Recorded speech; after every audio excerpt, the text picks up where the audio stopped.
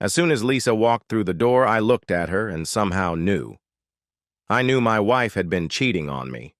She told me she had to work late, and maybe she did, but for some reason I knew she wasn't just working. How did I know? Part of it was just intuition, and part of it was the look on her face and the nervousness with which she moved when she came home that evening. Lisa was a terrible poker player. I'm good at hiding my emotions, so I didn't let on that I suspected something was wrong with my wife of 5 years. Instead, I hired a private investigator. I needed proof. Lisa and I were both 27 years old. I met her in my senior year of college. We dated for 2 years before getting married. I believed we were bound by shared values and a belief in absolute fidelity to each other. Even before we got married, I made it clear that cheating was unacceptable to me. Sadly, until that moment, I believed our life was perfect. I'm not the kind of man who is so consumed by his career that he doesn't notice his wife. On the contrary, I always bought her flowers and small gifts.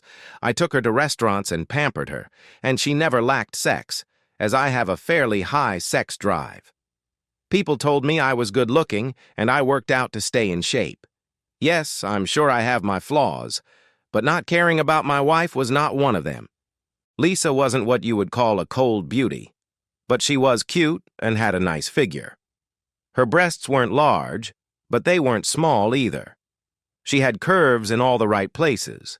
Lisa worked as a paralegal at a prestigious law firm. She usually came home after work, but sometimes she had to stay late because of important matters. I work in high tech and earn a good living. Lisa came from a fairly wealthy family. Her father owned a large ranch in Texas where oil had been discovered. He insisted that we sign a prenuptial agreement. It stipulated that in the event of a divorce, none of our joint property could be touched, and that any inheritance from the family would also be exempt from division. I didn't marry her for her money, so I signed the agreement without any problems. I never liked her father because he was a rabid racist and always despised black people and Mexicans. At least I didn't see that trait in Lisa, and since we lived far away from them and didn't have any contact with them, it didn't bother me. I hired a private investigator to gather evidence on my cheating wife. I was impressed by how efficient he was. Anyway, the day after I first suspected something was wrong, I was at the private investigator's office telling him what I needed, and as soon as he took my advance payment, he got to work on the case. It took my wife a few days after what I believed was her first affair to return to normal. I continued to play the role of the loving husband, and she obviously believed she had gotten away with it. Exactly 1 week later, she called me and said she had to stay late at work again. I called the private investigator and told him about it. When she came home, she looked a little guilty again. But not as much as the first time, so I think she got used to the idea that I wouldn't find out and she could do whatever she wanted. The next day, the detective called me and confirmed my suspicions. She had been sleeping with a guy from work, and they had been doing it right in the office after everyone else had left.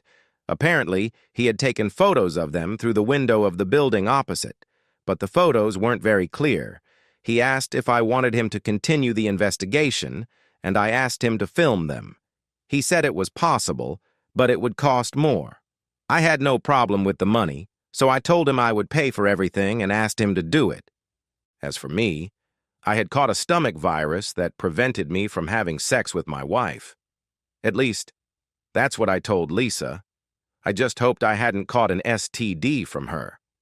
Then I set about implementing my plan. I think one of my weaknesses was that I loved to play poker. I would get together with my friends once a month to play.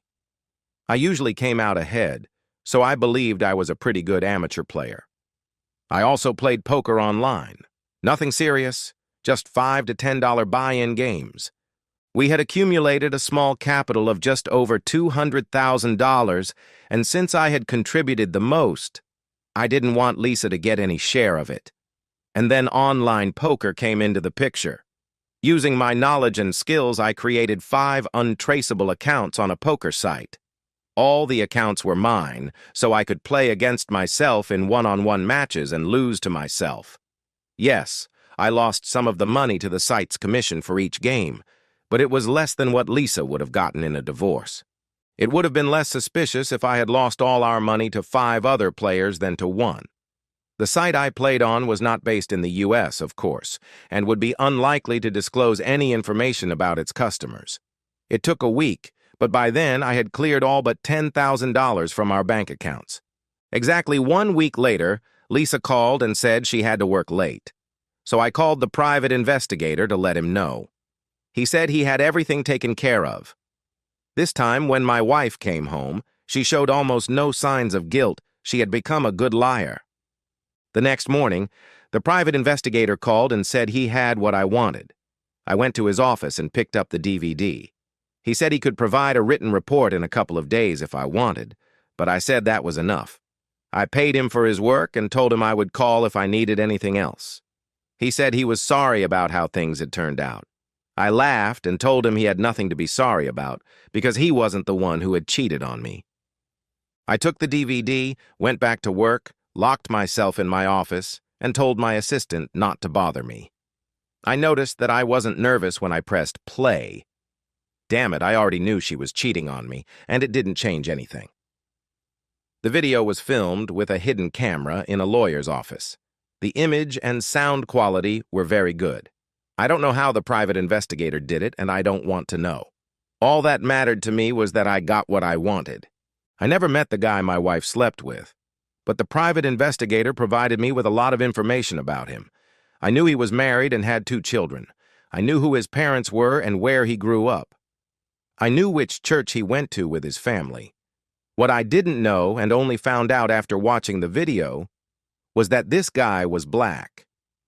I didn't see the first photos taken by the private investigator because I wanted the video, and the investigator didn't mention that my wife's lover was black.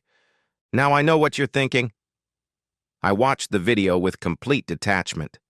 I had already lost all feelings for her. I know guys who have been in my position and have become emotional wrecks. They wanted to know why their wives did this to them.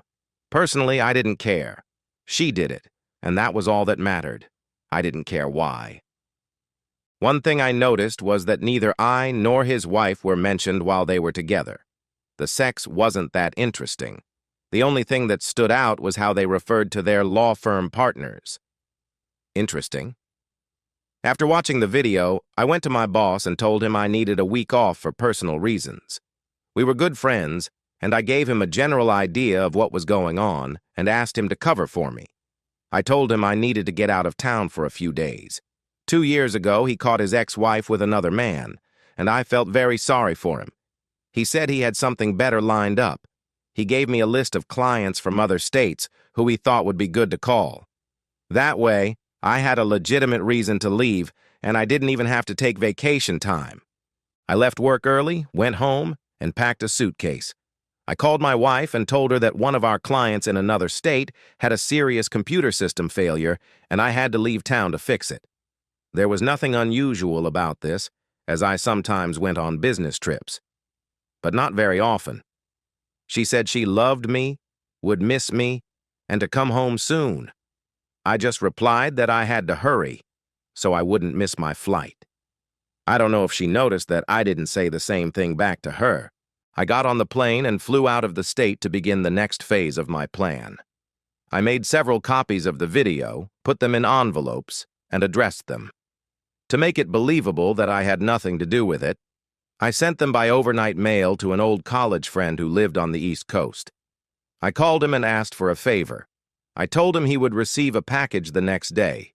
All he had to do was open the box, take out all the envelopes, and mail them so they would be postmarked with the sender's address.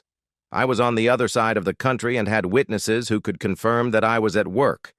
Yes, I know it all sounds a bit like a spy novel, and if everything had gone as I had planned, it would have been overkill. But I just didn't want what I was doing to lead back to me. I sent the video to everyone I could find by name who worked at the law firm where Lisa worked. Others were sent to that bastard's wife, his parents, and his church pastor. One was sent to my wife's parents and the preacher at the church they attended, and copies were sent to all of her old friends whose addresses I could find. I also sent them to all of our current friends. I know that many guys would be confused if their friends found out that their wives had cheated on them. But not me. She was the cheater who broke her vows. I was an innocent victim. The last letter was sent to my home address. Attached to each video was a list of amateur websites where I had anonymously posted them for everyone to see. By Thursday, everything started to come out. I don't know all the details, but my wife and her lover were called in by their bosses, shown the videos, and fired. Then my wife started getting calls from her friends who had seen the videos. Her father called her, yelled at her on the phone, and told her never to contact him or her mother again. On Friday, several friends called me on my cell phone and asked if I knew about the videos. I told them that I was out of town on business and didn't know what they were talking about. They told me what had happened. It was nice to know that some of my friends were more loyal than my cheating wife. I called home and Lisa answered, sounding very nervous.